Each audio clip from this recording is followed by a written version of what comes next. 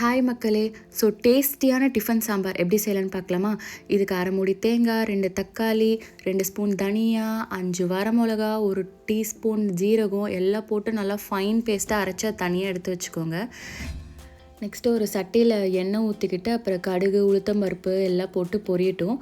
Next ஒரு கைரொப்ப கருவேப்பிலை போட்டுக்கோங்க, அது மெயினு.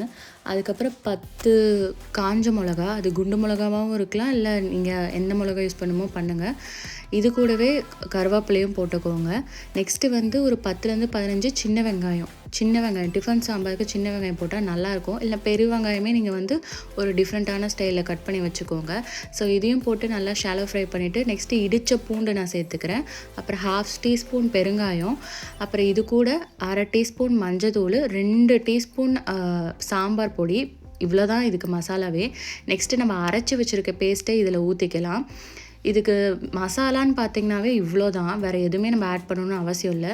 நெக்ஸ்ட்டு கொஞ்சம் உப்பு, கல் உப்பு நான் ஆட் பண்ணியிருக்கேன். அதுக்கப்புறம் ப்ரெஷர் குக் பண்ணி வச்சுருக்கிற சாம்பார் பருப்பு அதையும் நல்லா ஊற்றி நல்லா மிக்ஸ் பண்ணிக்கலாம்.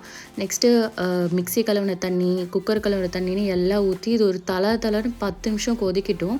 கொதித்து முடித்தோடனே கொத்தமல்லி, கைரொப்பை, அப்புறம் கருவேப்பிலை எல்லாம் வந்து போட்டு இறக்கிறேங்க. நெக்ஸ்ட்டு இது தோசை கூட, இட்லி கூட எல்லாத்துக்குமே செம்ம டேஸ்ட்டாக இருக்கும். நீங்கள் கண்டிப்பாக இதை ட்ரை பண்ணுங்கள், மஸ்ட்டு.